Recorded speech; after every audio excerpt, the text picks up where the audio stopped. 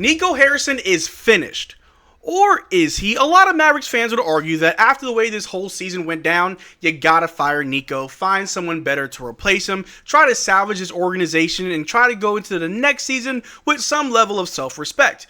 And although there are some people that would argue that yes, after the way the whole trade deadline went down, trading away Luka, trading away Quentin Grimes, not getting that much back, yes, you should be fired for that. But then there's other people like me that are more upset at the fact that we have had a bunch of injuries, and the fact that you fired Casey Smith and hired someone that wasn't even qualified to be a head trainer, that alone should get you fired. That is very, very irresponsible.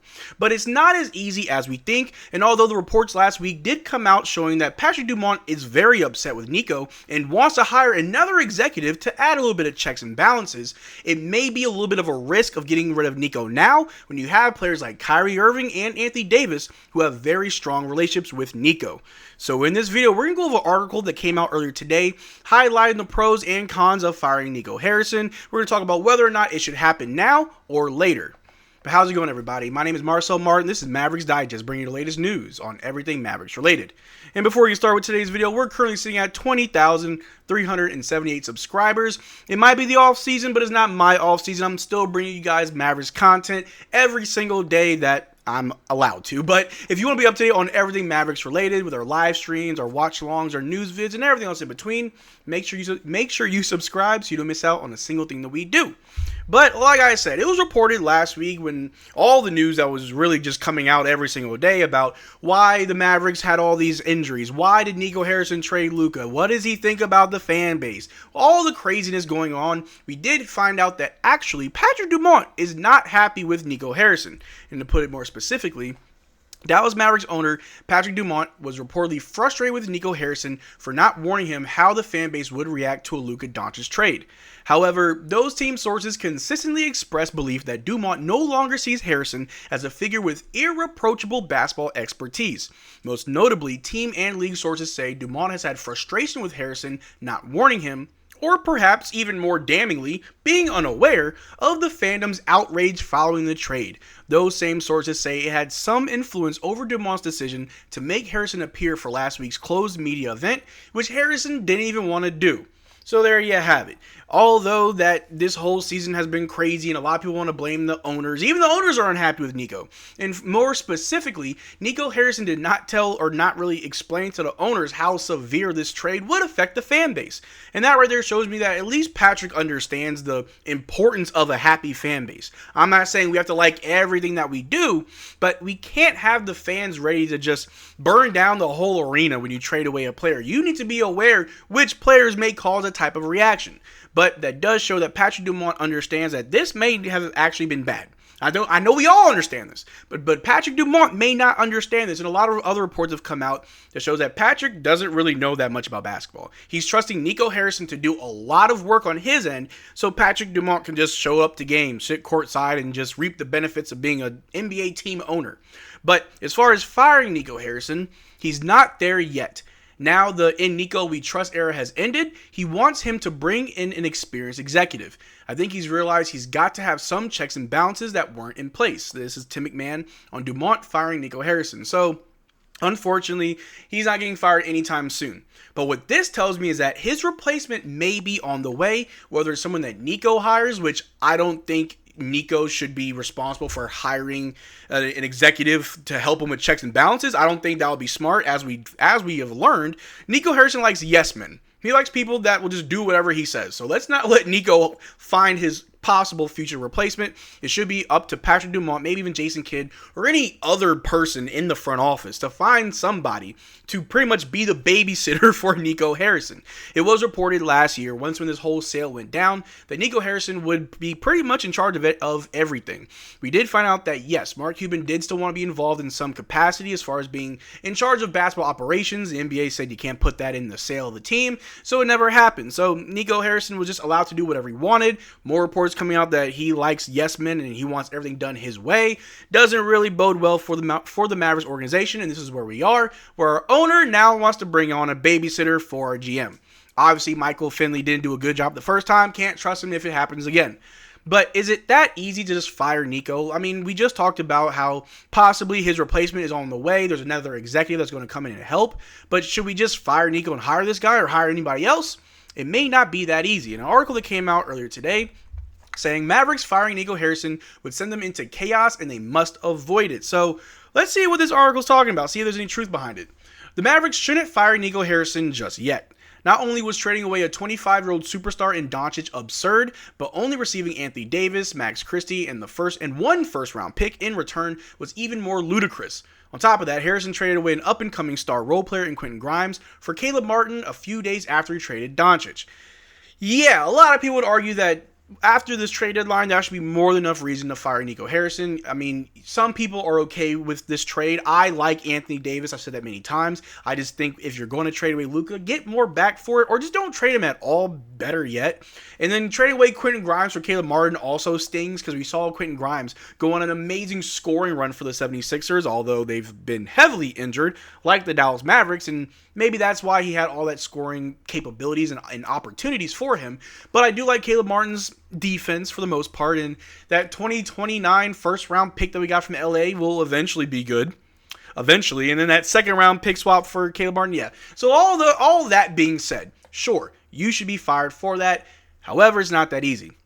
The article continues saying Harrison also had the chance to veto the Grimes trade after figuring out more details about Martin's injury, but ultimately chose to stick with his decision and take the injury-prone player in Martin over Grimes. Yeah, that's kind of wild. But day after day, fans are continuously wondering when Patrick Deont, the Mavericks governor, will decide to pull the plug on the Harrison experience. Although it's needed, it might not be that simple for Deont and ownership to do so without having to go into a complete rebuild. The Mavericks star duo of Kyrie Irving and Anthony Davis each holds a great relationship with Nico Harrison. It could be a possibility that Deont is trying to maximize Irving and Davis' time in Dallas before he throws Harrison to the curb. And Nico kind of said it himself after the trade. Who knows if I was right? Only time will tell. Hell, I may not even be here by then, and yes, you most likely will not be here, but that is something to keep in mind because Kyrie Irving as well as Anthony Davis both have a very good relationship with Nico Harrison. That's longer than just while he's been a GM. It was all the way back to when Nico was working for Nike, that he had these relationships with these players. And yes, the players may also feel like, Nico, what are you doing? You're making a lot of mistakes. You're making everybody angry and upset. You need to go. But we don't know that yet. And these players obviously wouldn't be that upfront with the media, so we'll never know how they really feel.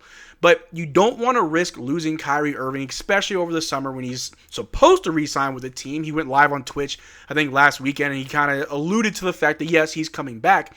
But then also Anthony Davis, who just got here. You don't want to trade for someone who's then going to ask for a trade because then you're going to have an unhappy star who doesn't want to be there. The whole team just doesn't want to try anymore. The vibes are down, even lower than they are now. So yes, for damage control purposes, for things not to get worse, you may need to keep Nico Harrison here for the short term and not the long term. In my honest opinion, if you can get Kyrie Irving on a good little 2-3 year contract, cool. Fire Nico once when the ink is dried and everyone is set in stone, or maybe even a year or two removed from today is when you get rid of Nico, when things are starting to either hit the right peak that we're supposed to hit, or if things do get worse and we're starting to reach that valley, yeah, get rid of them then and go through a complete rebuild. Try to get some picks and young players back and try to just look forward to the future. But like I said, it's not always that easy. The article continues saying that Irving has a player option this summer, meaning that he could either opt into his contract or opt out of his contract and enter free agency to demand more money.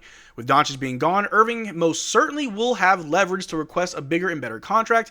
On the other hand, the Mavericks could easily create their own leverage due to the fact that Irving will miss the majority of the regular season due to his ACL injury. The most understandable outcome of this would be for Irving to opt out and align his contract with Davis, who is set to become an unrestricted free agent in 2028. So yes, the contract negotiation, I feel like wouldn't be that big of a problem or that big of a deal. I think that whatever contract or Kyrie Irving gets will be not team friendly, but it'll be fine. It'll be fair. It won't tie up our hands in the future. He is injured, so we do have that leverage, and although that is true, we also don't want Kyrie to walk for nothing, so we do have to pay something.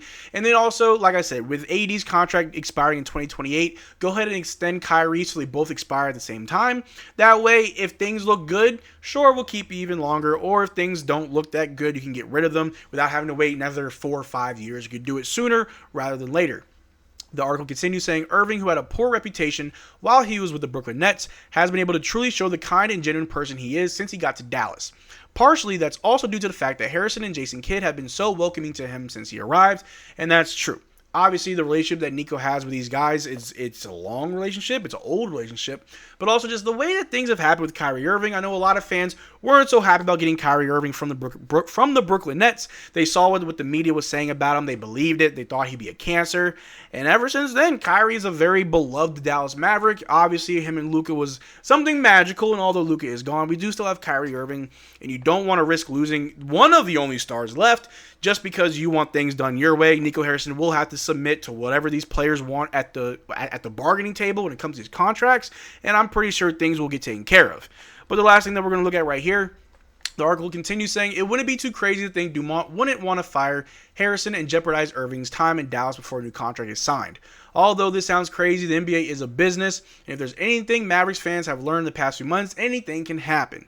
For Davis, it's a similar story to Irving's. Harrison, who spent almost 20 years at Nike, has known Davis since he started watching him play at Nike camps when he was in high school.